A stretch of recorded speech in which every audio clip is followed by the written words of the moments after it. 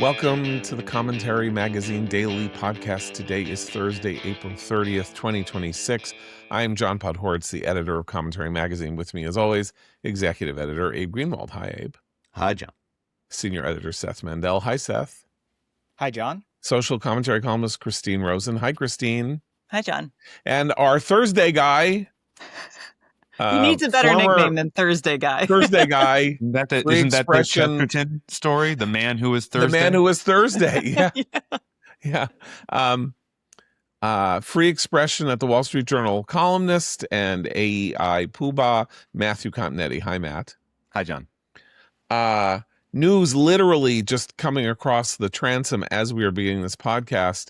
Maine Governor Janet Mills, recruited with great fanfare only 4 or 5 months ago to run in the Senate race against the venerable Susan Collins, the Republican in Maine who has defied for several cycles the expectation that she could be voted out as senator. The Democrats, very excited to get Janet Mills, the sitting governor, in the race, found herself under, in Pickett's charge against this radical Nazi tattooed rich kid posing as a working class sot named Graham Platner. And apparently Platner has run her out of the race. She has suspended her campaign. He will then obviously become the Democratic nominee for the Senate if there was any doubt that he would have prevailed in a contest against Mills, which seemed obviously to be in doubt, and now Mills has made that clear. Matt, what do you make of this moment, which I think probably is making some Republicans at least feel a little relieved by the prospects of retaining the Senate in November? Well, my first reaction is to credit our friend Josh Kraushaar with fantastic timing, because in his newsletter this morning, Josh has a very good piece about the Democratic Tea Party and whether 2026 is shaping up to be like 2010 and 2012 on the Republican side, when the Tea Party enthusiasm in reaction to Barack Obama led some Republican primary voters to nominate candidates who were just too far from the mainstream of the American electorate. This was figures like, Christine, I'm not a witch, O'Donnell. In the Senate race. For the Senate races, yeah. And then, of course, we had, in 2012, we had the candidate in Indiana, I believe, who was talking about legitimate rape, whether illegitimate rape leads to pregnancy or not. And in any case, there was also in 2010 the Nevada candidate who was talking about how Sharon Angle, who was talking about how we could why don't we just trade chickens for medical services, which incidentally not a bad idea. Some of these people, they got a bad rap. That's all I'm going to say. But nonetheless, their positions, their statements put them at odds with the mainstream electorate, and it cost the Republicans Senate votes. And that's why the Republicans didn't take the Senate until 2014, kind of the third election of the Obama years. So Josh argues that could be what is happening here on the Democratic side when you look at candidates like Graham Platner, when you look at candidates like Abdul al-Sayed in Michigan, others who are playing on House races, all fit the profile of anti-Israel socialists who are now gaining steam within the Democratic electorate.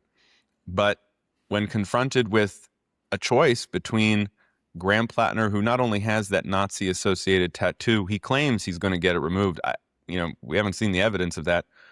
Last week, we had the revelation that he had been posting on Reddit his show of respect for Hamas tactics in a brutal raid that led to the deaths of Israelis.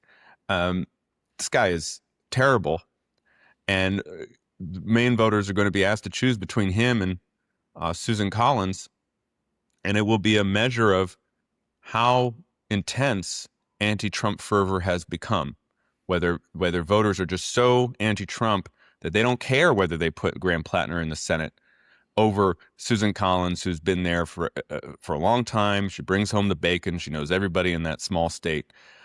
It's going to be a real test of where the Democratic Party is headed. And I'm afraid the Democrats are going to fail the test.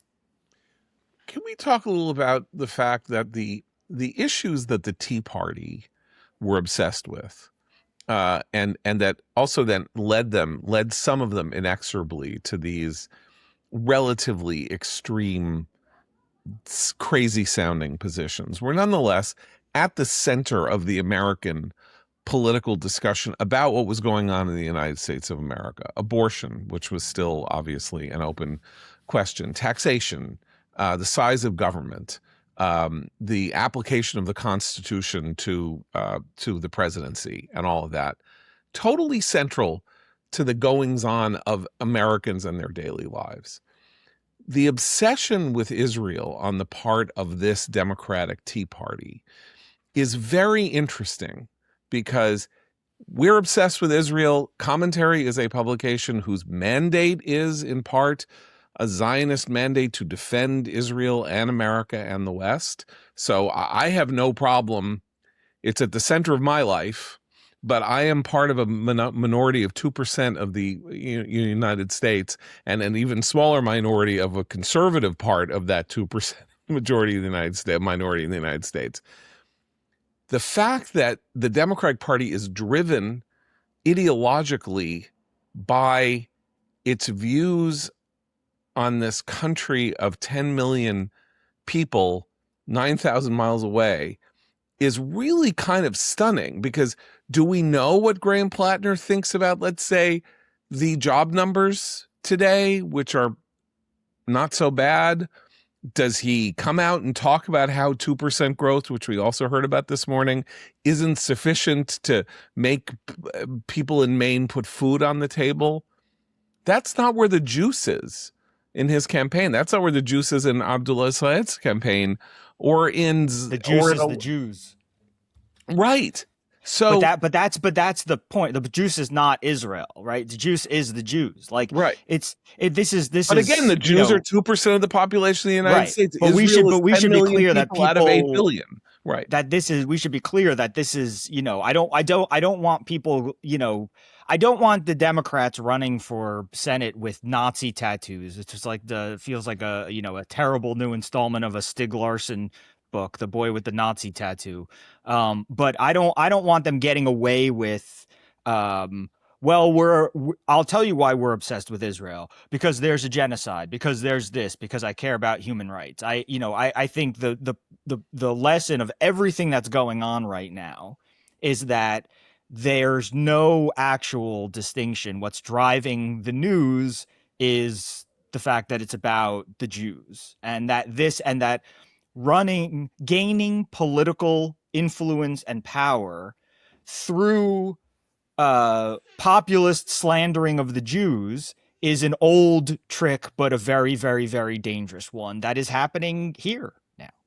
Yeah. And Israel, of course, this is something that Netanyahu said in the past, and we've mentioned on the podcast, but Israel is a stand-in for America in a lot of ways. And so it's not an accident that the most anti-Israel or anti-Semitic voices in the Democratic Party are associated, actually not with the Democratic Party, but with the Democratic Socialists of America, which is the far left, radical, revolutionary wing of American politics that is essentially taking over the Democratic Party step by step. And Platner's nomination is just another step in that process. And so it's hatred of Israel, but Israel is a stand-in for a covenantal nation, for the exceptional nations, right? Just as America is. It's a stand-in for the free enterprise system, right?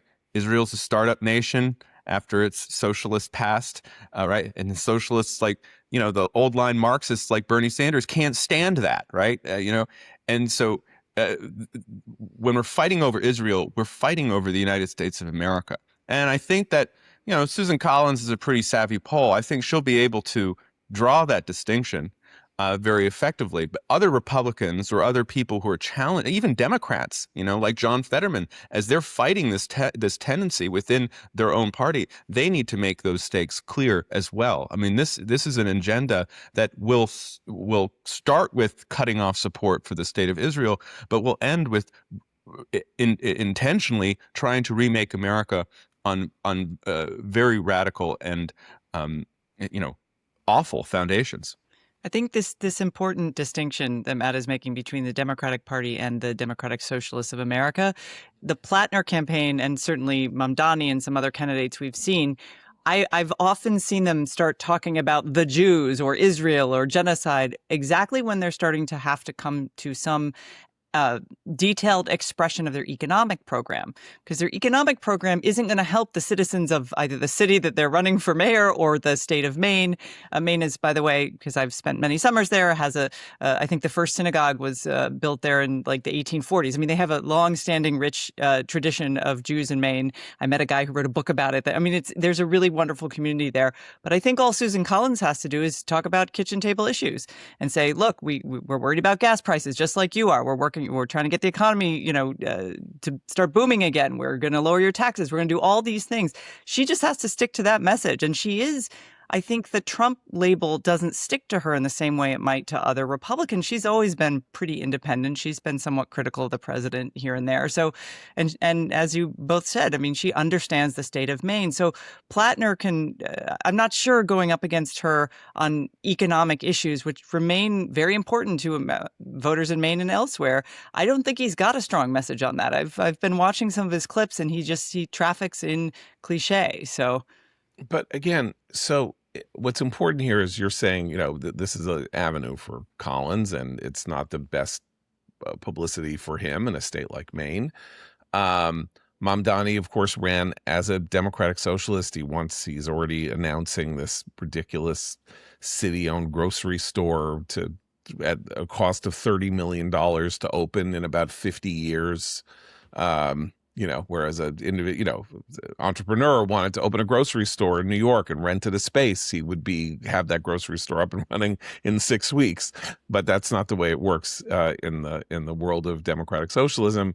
He wants free buses, he wants this, he wants that, but that's not where, as we said, that's not where the juice for his campaign came from. He was a post-encampments, post-October 7th candidate who took the opposing side against the United States and Israel. And I'm just curious about what that says about one of the two major political parties in the United States, that it is consumed by an issue that is a very little moment to most Americans. We should add here that in figuring out what it says about that party, that even those Democrats who are not the ones that Matt is talking about, sort of revolutionary or democratic socialist, they have felt obliged to give lip service and say, I won't accept AIPAC money. Vote no for earth movers to Israel, and so on. So it's not just the revolutionaries; it's the reverberation that they're having throughout the party on all types of Democrats. And we should also add that Chuck Schumer says that Chuck Schumer and Kirsten Gillibrand say that the DSCC is behind Platner. So the not just the highest ranking elected Jewish official, whatever Chuck Schumer likes to call himself, but even more significantly, the party has officially said, yes, we're behind him. Yeah, I want to just slightly push back against what you're saying, John, though, in the sense that what's going on in Israel is of no moment.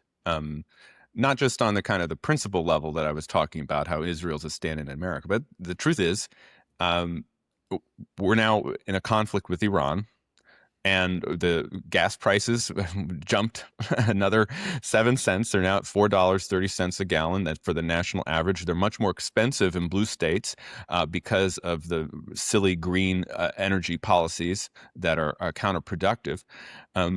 And so I fear that there will be a window of opportunity here for a campaign like Platner's to say, look, Israel got us into this mess in the Middle East. Just read the New York Times from last month, that long report. And if you want $4, you want gas to go down, well, vote for me, and I'm going to stop Trump's war, and I'm going to cut off aid to Israel, and finally get us all out of the Middle East because I was over there once, and I don't want to do it again. Look, I disagree with that vehemently. I also don't think Israel is the reason why we're in this conflict. And I think this conflict, as everybody knows, is justified and worthwhile and working. Nonetheless, though, we have to understand that for a lot of Americans who don't pay attention to this, they do notice the gas price. They do see the headlines and like, what's going on again? Why are we doing this again? And this is where, like we were saying, candidates who are opposing the Democratic Socialist takeover of the Democratic Party need to be more effective in articulating what they actually stand for. And this is where I'm more concerned than not these days, that Trump needs to talk about what's happening in the Middle East regularly. He needs to do it from the position from a set speech, not just a Truth Social post. Because the truth is, when Trump does articulate what's happening in the Middle East and why and what the stakes are, it seems that there's a slight improvement in perceptions of the war, perceptions of his leadership. And that we saw that with the State of the Union, where he talked about Iran. That was before the conflict began. We saw it with the video message that he released on February 28th when Operation Epic Fury was launched. We saw it in that White House address a few weeks ago before the ceasefire. But now that we're in this period of limbo, the battle of the blockades, he needs to be more assertive. And candidates who are running against these anti-war socialists also are going to have to state the reasons for what's going on and why short-term payment at the pump is necessary to ensure a Middle East where Iran does not have a nuclear weapon and cannot terrorize the region and the world and cannot shut off traffic through the Strait of Hormuz at will, or else candidates like Platner, they could win. Okay, so my pushback to your pushback is that this is situationally fortunate for Platner. In other words, you're saying, look, there are a host of issues that he can draw on based on what happened since February 28th that can help him resonate with the economic issues and the issues of 2026. But that's not how he got here, and it's not how Mamdani got here. And this is Seth's point, which is the juice is the Jews. Let's even pull back from Israel a little bit. The Democratic Party is becoming, if not functionally anti-Semitic, it is becoming a party that questions America's relation to American Jewry and American Jewry's relation to America. And I don't want to catastrophize because, I mean, it's bad enough. But we are sitting here a day after this guy went on a stabbing spree in Golders Green in the most Jewish neighborhood of London, stabbing a 30-year-old guy and a 70-year-old guy. He was on the radar screen of the anti-extremism, anti-terrorism, crime-fighting organization. They knew who he was. He's a Somali immigrant to Britain, and now a nationalized, either a citizen or however they refer to it, in sort of permanent resident or something. They knew who he was. They didn't do anything about him. We're going to find out in the next couple of days that he's been involved in 10,000 different things, I'm sure. And it's not that what happens there can happen here, because we are very different countries with very different makeups. But it does happen here. Well, it does. I mean, it does, but yeah, It happened in it does. DC and Obviously, I'm sorry. I Boulder, shouldn't have put it that Colorado. way. I mean, that Yeah. happens all the time. But our law enforcement then goes and the classic thing about the British. We're proactive about it, and we have a First Amendment that says, you know what, these Muslim immigrants may pose a problem to Jewish populations, where you can't say that in Right. Great Britain. Right. So I'm not saying, so it does happen here. But you have, it is a very important moment. We have been spending decades, and now we can actually talk about the Supreme Court a little bit, talking about whether or not the Republican Party is functionally discriminatory, supportive of white people against minorities, and pushing the interests of white people and suppressing minorities from Latinos to blacks to others, and has an anti-Semitism problem and all of that. And we are looking at the ideological capture of the Democratic Party by forces that are dehumanizing to Jews and that lionize on their physical person the most evil. I mean, that's the Graham Platner story with the tattoo. He has inked his body with the symbol of genocide. It is on his physical person, and he is going to be a candidate for the U.S. Senate. Now, if I told you that it not happened, stopping the party from supporting him. right. But if I told you that some crazy lunatic right-winger like James Fishback or whatever, who's running for governor in Florida, had a Nazi tattoo, that would be something where we would say, well, I guess that makes sense. Or Democrats would say, well, you see, he's got a Nazi tattoo. Platner has inked himself with his body. He is now going to be $100 million is going to be spent trying to get him elected by the Democratic Party. I mean, just think about that for a minute, because they need to win those 4 seats or 3 seats, whatever, to get control of the Senate. And they are going to pour resources into a functionally anti-Semitic candidate's campaign. And in 1990, when the former head of the Klan became the Republican candidate for governor of Louisiana, David Duke, George H.W. Bush told the voters of that state not to vote for the Republican candidate and said, I do not support him. He should not be elected. Vote for the other guy. And it's now 36 years later, and Chuck Schumer, as Seth says, the guy who walks around saying, I'm the highest elected Jew in American history, is endorsing the guy whose body speaks of the genocide of the Jews. I think one way to look at this is as an evolution of wokeness on the left. 2020 was the year that anti-white sentiment broke out like mad among Democrats, the left generally. They spoke about white privilege, white values, decentering your whiteness. And obviously that in time that came around to be a very problematic, destructive message for them.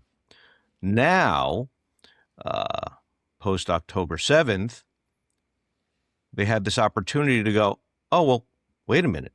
This one, we can get, it's not the whites, it's the Jews. More people. Who's going to object to that? We already have people on the right who agree with us here, and the world is condemning this Jewish state. Now we've got this is our new evil, and I think they're running with it. They need some target, some mean force to demonize and fight against, no matter what. I think that I'm so glad you brought up the wokeness aspect of this, because I think there are now, in retrospect, 2 moments that serve as canaries in the coal mine for where we are now with Platner. The first is the squad and the way in which the Democratic Party handled the squad, handled their outburst, refused to censure them, refused to talk about anti-Semitism without linking it to his, anti-Islam feeling. So that was one that was sort of laid the groundwork. But the second thing is the anti-whiteness stuff, because I remember that moment during the Women's March where Jewish progressive women were told they could not march alongside their progressive peers because they were Jewish. They could not show an Israeli flag. They could not show any pride. And that, for me, I started tracking how often those not at all subtle claims of dual loyalty, which would never be leveled against any other racial, ethnic, or religious group in the Democratic Party coalition, but started to be leveled against any Jewish group who agreed with them on every single political message. And that breach was never repaired. A lot of those women left the organization, certainly in the women's organizations, they had to separate from participating in those. Their politics didn't change, but the mere fact that they were Jewish and Zionist meant that they were, in a sense, cast out. So because the party never did the hygiene that we often talk about both sides needing at moments in their history, it's just been allowed to expand. And you could plug in, all the anti-white sort of ideas and terms for Jews. I'm not denying that anti-Semitism is something special, something unique. But you can, white privilege is Jewish supremacy. White fragility is the Jewish sensitivity to criticism of Israel. Jews are white until we're not. Yeah. Yeah. Well, we're not That's white, actually, but okay. Yeah, no, And they Jew- want I us. mean, Well, that I'm was- saying in the mind of the left. If you exactly. you ask Whoopi Goldberg, Jews are white until no, actually no, they're not. Yeah. And to Abe's point, Julian Casablancas, the Strokes singer, like that was literally just the scandal of the day or week or whatever he wanted, to when he went on the Subway podcast and said, here's my hottest take, Zionists in America Zionist privilege. take advantage of their white privilege. Like literally what Abe just said. Yeah. I mean, a famous singer who just performed at a festival. But I want to make one. By the way, related his point. father used his white privilege to rape 14-year-old girls. So maybe he should tend to his own family garden. Julian Casablancas' father, John Casablancas, who was a fashion model agent and literally was sleeping with Stephanie Seymour when she was 14 years old. And so I'm not taking any moral lessons from a person with that disease lineage. I just wanted to put that out there. Okay, go ahead. Sorry. I want to make a related point, which is not to minimize anything, but just to point out how you could make the argument that the embrace of Graham Platner is also more unnecessary than in many other like situations. And what I mean is, Susan Collins is not the vanguard of the dark night of fascism descending upon America, right? If Susan Collins makes you back the guy with the Nazi tattoo, you were always going to back the guy with the Nazi tattoo. Trying to beat Susan Collins is the worst excuse I've ever heard in my life. For it's like one thing if you were running against David Duke. You could imagine there are Republicans. I mean, look, if Graham Platner were running against, say, a Marjorie Taylor Greene, we would be having a different discussion. The discussion we're having is because he's running against Susan Collins. And then the other thing is that it's not about Susan Collins. It's about I know, but Trump. Trump is everything. It's about Trump, but it's about Trump and it's about Janet Mills. So forget Susan Collins for a minute. But also the other thing is that but Seth, wait a sec. Yeah, go ahead. What Graham Platner has done here is take out the sitting governor of his own state, who is a popular politician, though old. Right? The main rap against her being the nominee is that she's 79 years old, but otherwise a popular governor of an ideologically complex state, an ideal candidate, and he just took her down. And that's more important than how you fight against Susan Collins, because the people who took her down, the main voters who want her down, don't care. I mean, Matt's right that ultimately when Chuck Schumer and they're thinking about Trump, no, but so they are voters. want Platner. The energy on the Democratic Party is so anti-Trump that it has normalized violence and created a culture of assassination on the left. It has normalized anti-American rhetoric that you would never assumed would come from the Democratic Party. It has normalized now a unified front against the state of Israel. It's the Democratic Party. It's it's the part. 70% of American Jews vote for Democratic candidates. Harry Truman is the first president to recognize the state of Israel on its birth, right? Ensure its creation, and yet. And then you look at, and I'll say it, you look at the Republicans who have gone to the Democratic Party since Trump's rise, and now they are embracing people like Mamdani. Yep. And it's all because of Donald Trump and their hatred of Donald Trump. And the Now thing let's- about the and How voters, destructive is that going to the thing be about for the this Maine, country in the Maine end? voters. But let's not talk about the terrible. Actually, so we're here at 30 minutes, and I really want to get Sorry. to the Supreme Court case, this landmark Supreme Court case that was decided yesterday, Louisiana versus Calla, because obviously when we're talking about all this stuff, anti-whiteness, whiteness, and all this, this is a case involving the Voting Rights Act, and particularly the Voting Rights Act of 1982, and how it has been applied by states, and in this case, particularly by Louisiana, after the census of 2020. And this hits very hard for me because I've been sort of working in these fields as a journalist and editor for 40 years, and I vividly remember in 1990, after the 1982 Voting Rights Act was passed, and then there was the census of 1990. And then it was time to redraw the districts according to the rules of the, with this new Voting Rights Act and how it was going to affect the way the districts would be redrawn. And I was outraged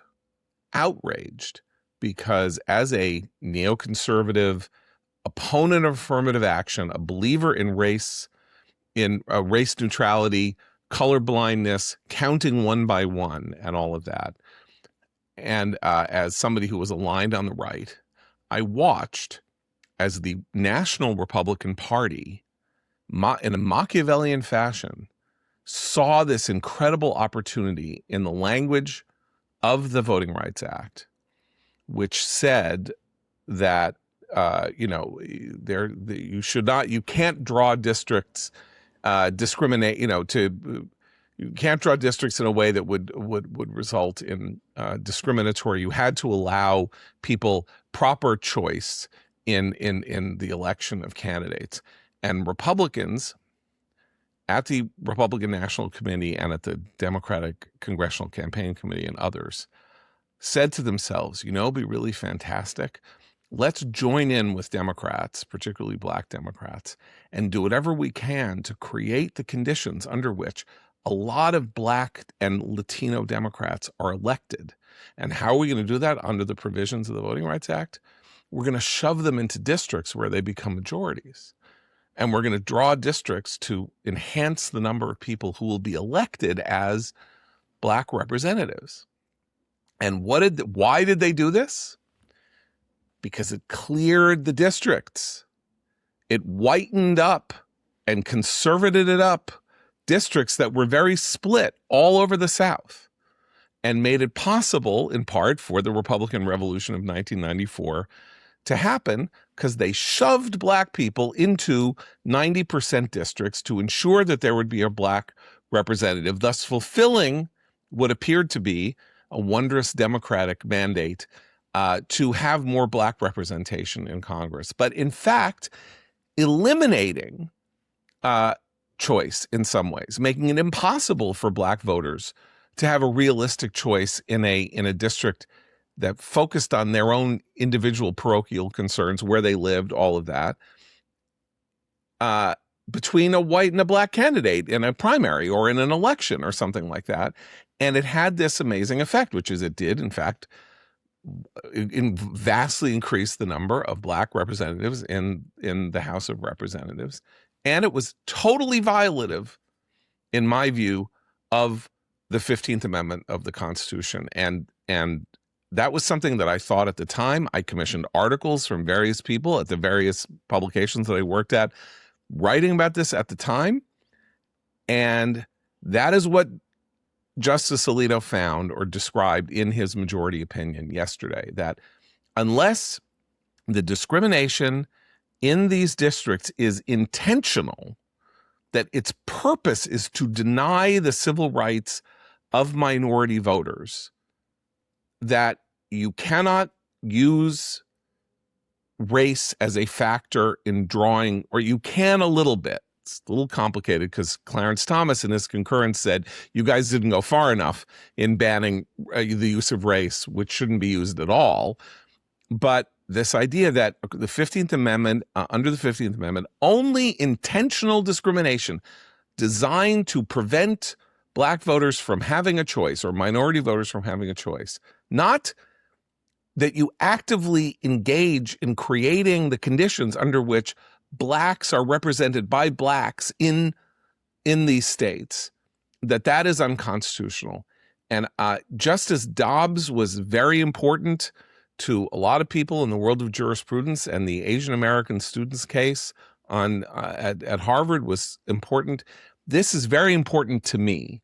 This is a 40-year, 50-year effort to rebalance things so that after we've got rid of de jure discrimination in the United States, we've been fighting for 3 generations over what constitutes de facto discrimination and how to fight it. And it has been axiomatic. Both parties have kind of agreed that the way to do it is tokenism, is having Black people represent Black people, Latino people represent Latino people. And if that clears the decks to make the House more propitious for Republicans, so much the better, because Democrats aren't going to complain about it because they are believers in racial quotas. They are believers in proportional representation. This is what's interesting about it, because it did something else that you didn't mention, but that I think is now going to become very clear. It prevented, I looked it up, in 2024, not a single Republican won one of these majority-minority districts. Not one. So they're safe Democratic seats. They have been for a long time. And what that means is that the constituents in these districts have never had a representative who's actually had to win their vote. It's a shoo-in. And we know where these districts are. They're often the suburban or right outside these Democratic-run cities. The people who live in them have all kinds of issues they're dealing with because there is no competition. No one has to win their vote. And so now Democrats and Republicans have to go back to winning constituencies' votes. And that's, I think, a healthy thing for democracy. And it's healthy. I just want to just expand on that. It's healthy for Black candidates to try to win white constituents' votes, and it's healthy for white candidates to try to win Black constituents' votes. I complain a lot on this program about NPR's Up First. That's their condensed morning edition. You got to stop listening. Why do you do that to yourself? Today, Michelle Martin said 3 words about the Supreme Court that were music to my ears, and I had a smile all the way into work. And the 3 words were conservative, Republican, supermajority. Now, she was complaining about it, and of course, just because they're correcting a mistake isn't preventing the left from hyperventilating and saying that the Voting Rights Act has been gutted. That's the word you'll see almost copy and pasted into every Democratic press release. But what's really happening, it seems to me, is the decision in Louisiana v. Calla, this case the majority opinion written by Justice Samuel Alito, is a wonderful example of evolutionary conservatism, a real Burkean conservatism. And Burke, of course, says that the change is the means of our preservation. And so conservatives have to update our institutions in order to keep the fundamentals intact, right? So what has the Supreme Court been doing since, I think, 2013, when Chief Justice Roberts, in his Shelby County decision, said that a pre-clearance, right, which was another part of the Voting Rights Act, where states had to get their new map signed off by the Justice Department, by the executive branch of government. Justice Roberts said that was outdated, that the South has changed. And so that was one change. You mentioned the affirmative action decisions in 2023, right? Those decisions which reinforce the principle that this is a colorblind constitution. People should be treated by the law based on their conduct, not their physical characteristics. Well, that was a updating of how we viewed race and admissions and race and hiring from earlier decisions, the Bakke decision and then the Grutter decision in 2003, where then Justice Sandra Day O'Connor said, well, we need affirmative action right now, but we might not need it in 20 years. And of course, in 20 years, the Supreme Court said it's time to stop. We can't do this. And this is the same thing. These districts were conceived at a time when, of course, the South did have a system of segregation, where Southern majorities were trying to suppress Black voters. But as Justice Alito says in the syllabus here, and I think it's important to say that I'm going to just quote, the 4 historical developments are of particular note.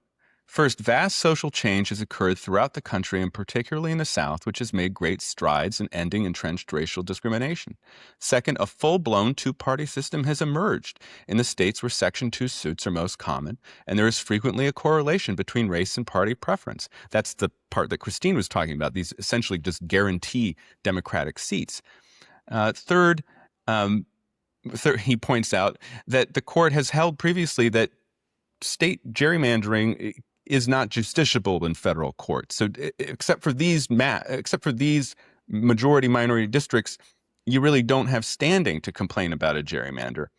And then at the federal level. At the federal level, right. At the federal level. The federal government cannot interfere in state. In a state. That's our system of federalism. Census maps, right. And then the fourth change he points out is that because of technology, I mean, at the time in 1990, Ben Ginsburg was saying, look, we can draw these maps with computers. Now imagine if you get, mythos involved, right? I mean, it'd be artificial intelligence maps, right? I mean, you have to run for the hills. So the country has changed.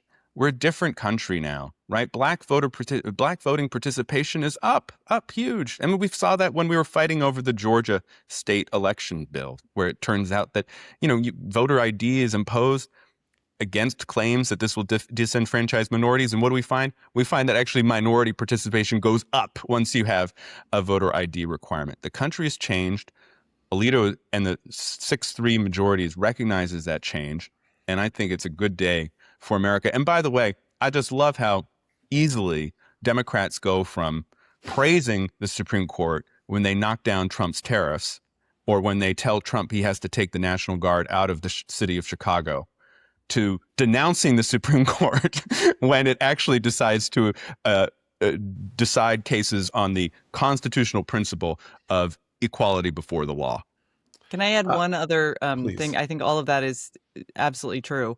And I think it is going to show something else in the years to come, which is that the effort by leaders of the Democratic Party to cloak their clearly partisan behavior in the moral shroud of the civil rights movement has worn thin in terms of the public's view of this. So yes, well, you're right. We've seen all these press releases. They all sort of sound the same thing. It's Jim Crow, Jim Crow, Jim Crow. This is the playbook. But I think it's not cynical for American voters to look at that now and say, no, they don't get to do that anymore. That's not as effective as it was perhaps in 1990. And that's also a good thing. That's an evolution of a culture that once colorblindness recognizes it and isn't going to be swayed by moral browbeating. Okay, 2 quotes from one from Alito's decision and then one from Elena Kagan's dissent. Which she stood and read, which is unusual. That's she was clearly very agitated. Exercised. Yeah. So Alito says plainly, the inquiry into discrimination must focus on evidence that has more than a remote bearing on what the 15th Amendment prohibits. What the 15th Amendment prohibits is present day intentional racial discrimination regarding voting. Discrimination that occurred some time ago is something else. Far more germane are current data and current political conditions that shed light on current intentional discrimination. If you cannot show that there is an intent to discriminate in 2022 when you're drawing the map, not that Jim Crow existed until the 1960s, you are violating the 15th Amendment. And here is how Kagan responds to that. Under the court's new view of Section 2, a state can, without legal consequences, systematically dilute minority citizens' voting power. Now, Abe just said it's good for Republicans or white candidates to have to pursue black voters. It is good for black candidates or Democrats to pursue white or Republican voters. That is a positive that has an effect on how ideological governance can be tempered by real world circumstances, more heterogeneous districts that will impose upon their elected officials a more flavored sense of what it is to represent your district, right? I mean, so you could argue that by shoving people into white districts and black districts, you are diluting their voting power. It's just a question of what you define as voting power. Are you diluting it solely because you're not letting them vote for a black person? Or are you diluting it because you are making them vote for a liberal or a conservative because there's no choice? Voting power to elect Democrats. That's what she means. Right. That's what she means. Yeah. But what I'm saying is she takes it as axiomatic, and I take it that this is a heartfelt decision. That's why I say that Democrats, liberals believe in proportional representation, and they believe in counting by race. And this is something they believe deeply. They believe counting by race for diversity reasons. They believe it in order to remedy past discrimination. They believe it for 17 different things, but they do believe in it. And we don't. And then my outrage that I began describing this was that the Republican Party, seeing political advantage in 1991 and the possibility of political advantage, which turned out to be real. It was part of the element that caused the Republican Revolution of 1994, betrayed its principles on matters of colorblindness and counting by race and all of that in order to pursue this naked political and partisan aim. And this corrects that stain. It doesn't correct it for the Republican Party, but it means if you can't draw districts this way, we can have a fight between a rational black candidate and a rational white candidate in a district in Louisiana that is 50-50, white and black. And let's see what happens. Let's see what the white candidate does, because he has to win at least 5 or 10% of the black vote, at least, if not more, in order to prevail, and vice versa. We could have a change in the way this performative Congress that we are all so repulsed by because it does not govern any longer and it's only playing pretend Congress. Well, that may not survive a Congress in which you have people who come in who have hard-fought races, and they come in and they've made promises, often promises that will be ideologically anathematic to the party that they're in, but they've made these promises and then they have to fulfill them. And we could have a new politics that emerges over the course of 10 years in which Congress returns to its role of being the primary engine of how political change and law and policy are made. There's also a really fascinating amount of social science research over the last 10 or 20 years looking at the question of, would a white person vote for a black candidate? Would a black person vote for a white candidate? And all of it is heartening news. It really is about the candidates, the worthiness and the issues that the voter cares about. It's not about race and rates of interracial marriage in this country and approval of interracial marriage in this country. And particularly if you grew up in the South and you are used to sort of the way that the South is described by the oldsters in the Democratic Party, it doesn't reflect at all the reality for several decades, to say nothing of the current reality in the South. Right. Yeah, it's another example of how partisan polarization is now more extensive than racial polarization in America. So while I hope your vision of a Congress that uses this to take up its Article 1 powers comes true, at the end of the day, what this means is that now the gerrymanders are going to be based on partisan allegiance rather than this kind of minority set aside, which has been the case for the last generation. Right. And that doesn't really help our politics, in my view, but it does, I think, help the comedy between America's different races and ethnicities. Right. Should we talk a little about Pete Hegseth's appearance yesterday before the Senate? He looked great. He always does. Okay, so we are pressing up hard against this question, 60-day war powers resolution question, and whether or not the Congress will have to vote on the continuation of the war. Remember that there is not an administration, an executive branch, since the passage of the war powers resolution that accepts its constitutionality. There would be no different if Obama found himself in this position, or if Hillary Clinton had been president, or Biden, or something like that. Executive branches do not accept the validity of the war powers resolution. Nonetheless, it is there, and it would be a modality or a means by which the war could be kind of halted, or at least in some fashion. Halted already? That's what I find a little bit confusing. Please. It's like, does a ceasefire, is that covered in the War Powers Act, where you just declare this? I noticed that Congressman Don Bacon actually the clock ticking. Well, right. I mean, a few people in Congress. Well, it depends if you hold by Beis Hillel or Beis Shammai. Yeah, right. I mean, we need to consult the Pirkei Avos. What? Because we've been in this ceasefire since April 8th. Does that mean he has to notify Congress about is the blockade the same as a war? I find it all very confusing, and I agree with you that no administration believes that this is constitutional. I agree with them. And so it's hard to see what comes out of this. I mean, did the war powers resolution stop Obama from the Libya war, which went on for months and months? It didn't. The Congress voted against our involvement in Kosovo in '99. It didn't stop Clinton. So I think that Trump has the freedom to act here.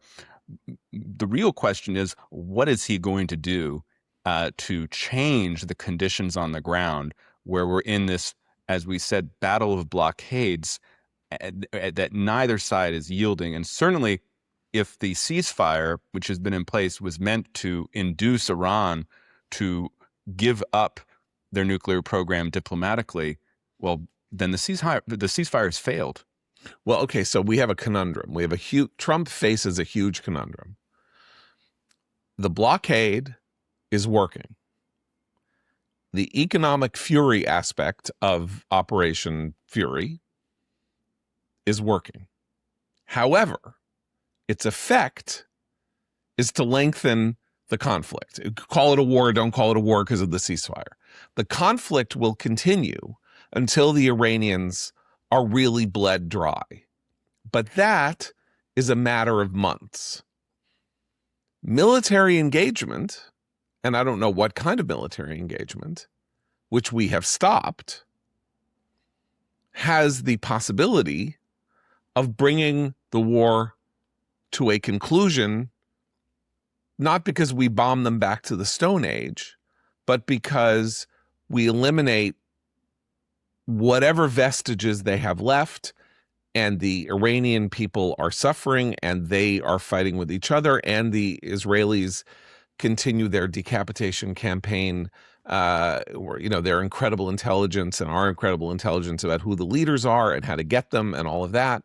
And that could go faster, but of course it's bloodier. There's bombs, there's this, there's that. Republicans seem to want this to end faster. But of course, maybe the way to win this is for it to go on longer. But the polling says get it over with.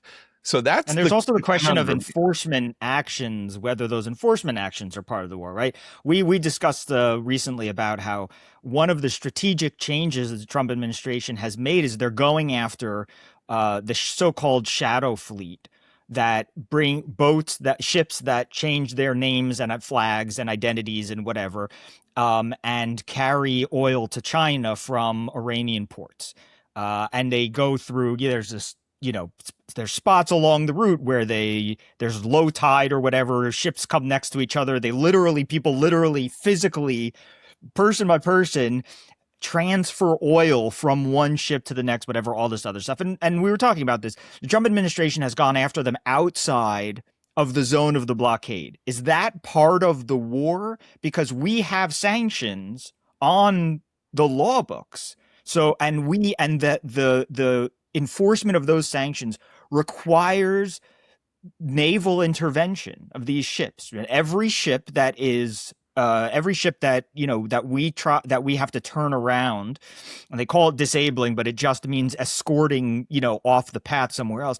Escorting means, a Navy ship is escorting it. I mean, you probably need more than one ship per every one ship you escort, I would think, because you probably need backup within the area, whatever. There's a whole military structure to the idea of policing the high seas and rerouting sanctions evading ships. And that is a military exercise. And so, does that continue? Can that continue? Can that be effective if we decide that the blockade of the port is war, but not that? And so you go out and they have to have, this is part of the reason I think Trump, should talk more to the American people about what we're doing. But the point is that there isn't a critique of there isn't a process critique of the war that makes real sense to me, that brings it all together and shows an understanding of all the different parts that we're doing. I just hear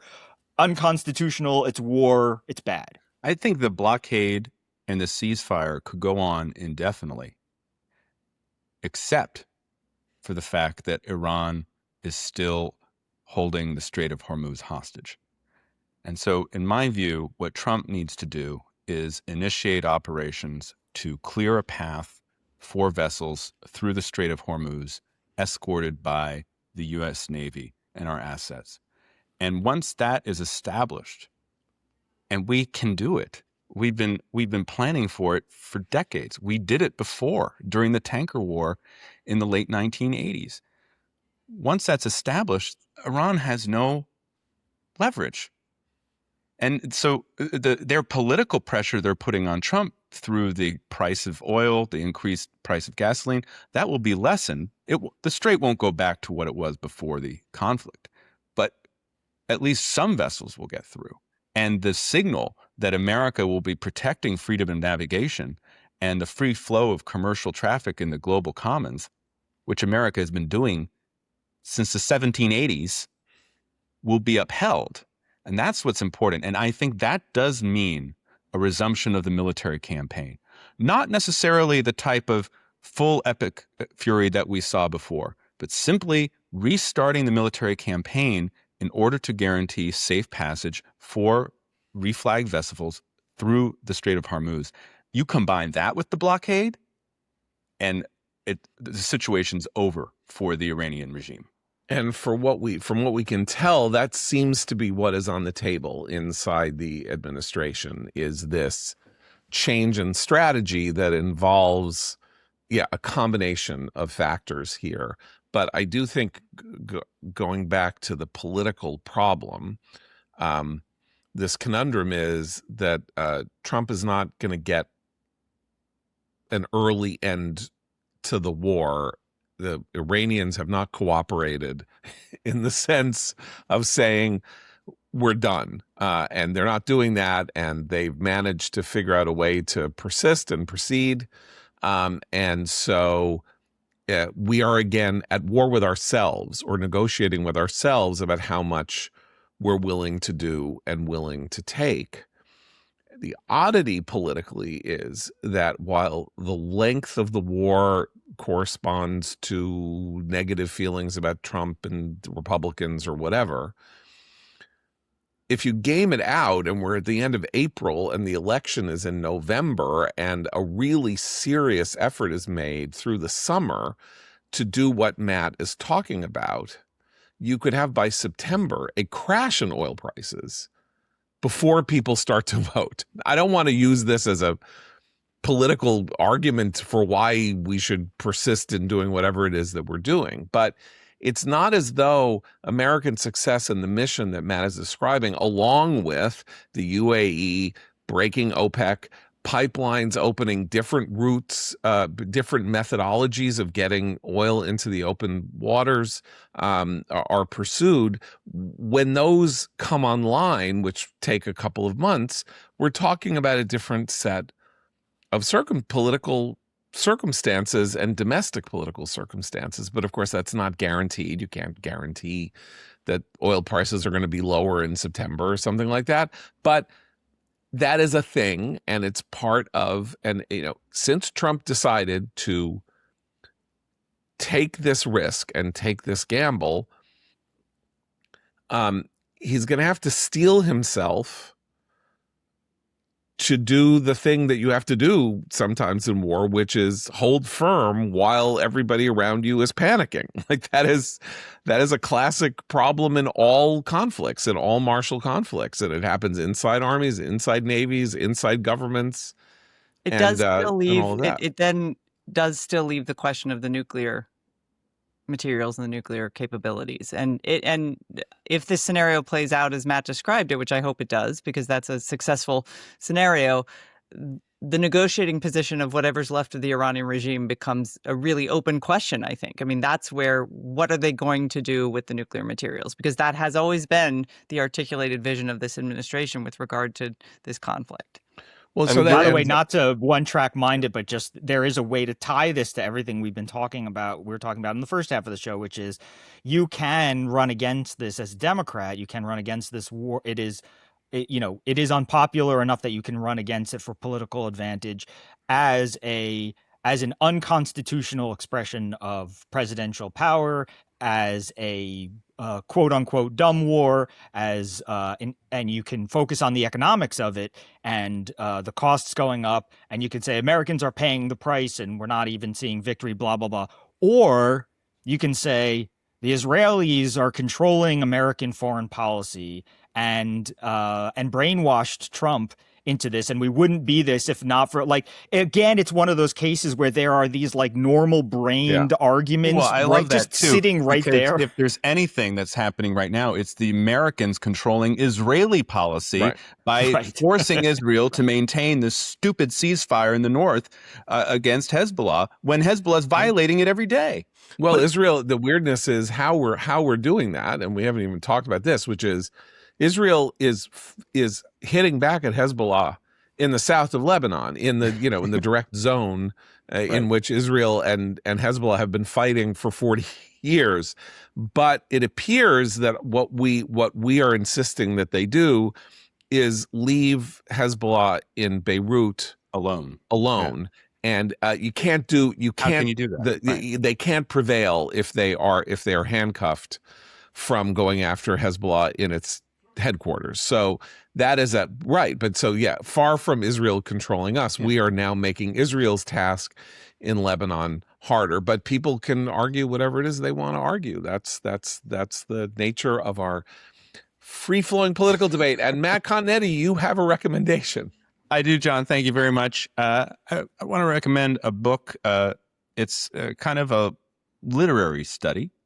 It's a book called Monsters in the Archives, My Year of Fear with Stephen King by Caroline Bix. And I guess in a way it's good that we started with Maine and we're going to end with Maine. Caroline Bix, it was a professor in Boston where she specialized in Shakespeare before she became the Stephen E. King Chair in Literature at the University of Maine in Orono, which is where Stephen King graduated, where he graduated from in 1972, I believe. And she, as the Stephen E. King professor, was allowed something very few people have enjoyed, which is she has access to the Stephen King archive at his home in Bangor, Maine. That's the Stephen King house. Many people drive by it. It's got these great sculptures of dragons and spiders, and it has all of his literary archives. And so Caroline Bix has written just a fantastic study of early King works.